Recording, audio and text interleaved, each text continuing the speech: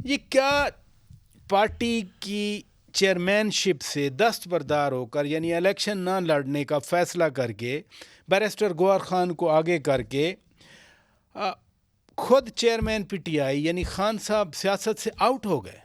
बहुत शुक्रिया पराचा साहब आपका। देखिए पराचा साहब, एक तो ये कि बड़ा ही अनफॉर्चुनेट, बड़ा ही बदनसीबी का अमल हम देख रहे हैं कि अपने हाथ से आपने अपने ही घर को आग लगा दी और नवाज शरीफ साहब को प्लेट में रख के हुकूमत की तरफ गामजन कर दिया और एक थर्ड फोर्स जो थी उसको वापस कन्वर्ट कर दिया टू पार्टी सिस्टम की तरफ, जिस थर्ड फोर्स ने ब्रेक किया था और अपने आप को तकलीफ़ में लाए और ऐसी तकलीफ़ में लाए कि वहाँ से बंद गली से निकलना नामुमकिन हो गया है, कानूनी तौर पे और दुनियावी तौर पे।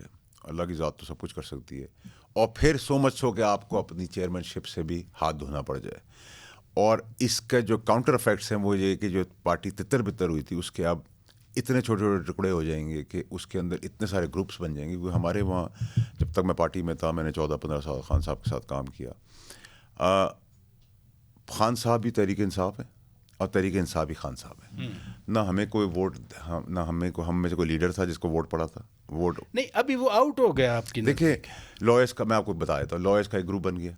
गौर साहब बहुत अच्छे आदमी है लेकिन लॉयर हैं। दूसरी तरफ मरवत साहब हैं, शेर अफजल खान मरवत, ठीक है। फिर उसी अब आप एक स्पॉट के अंदर अगर लॉयर्स का ग्रुप करेंगे तो उसमें बाबर साहब हैं, अली जफ़र साहब हैं और दीगर बहुत सारे लॉयर्स हैं।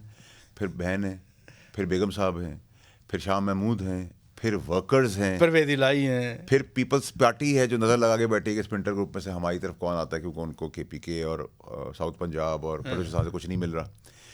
तो इतने सारे धड़ों के बीच में और हमारी पार्टी की जो मेरी साबका पार्टी थी उसकी ब्यूटी ये थी कि हम खान साहब के नीचे कोई किसी को कुछ समझता ही नहीं है, अपने अंदर ही सब है, ठीक है। दूसरी चीज़ ये कि सब खान साहब, ठीक है। नहीं, ये तो मैं आपको बड़ा कैटेगरी बता रहा हूँ, खान साहब के नीचे तो कोई किसी को, और ये एक अच्छी रिवायत थी कि पीर मुरीदी गद्दा नशीन सरदार चौधरी कोई बराबर नहीं थे। जो आ गए मैदान के अंदर, जो फेडरल काबीना में आ गए वो सब बराबर हो गए। हम नहीं समझते थे कि ये कोई सीनियर है जूनियर है। मैं तो खैर बोल भी देता था उनको कि सर ये उम्र से नहीं चल रहा कि उसकी उम्र इतनी तो वो सीनियर है। सब फेडरल मिनिस्टर है, मैं भी फेडरल मिनिस्टर हूँ। एग्जैक्टली। तो जहाँ तक उन्होंने बहुत सारी चीज़ें सिखाई, बहुत सारे अच्छे काम किए हमारे साथ, लेकिन वो सबक भूल गए जो उन्होंने हमें पढ़ाया था। वो क्या था? कि खड़े रहो अपनी जगह के ऊपर, कंस्ट्रक्टिव पॉलिटिक्स करो, गलत चीज़ के ऊपर खड़े हो जाओ, हेड डाउन लो, निशानदेही करो, ठीक करो, वो सब भूल गए।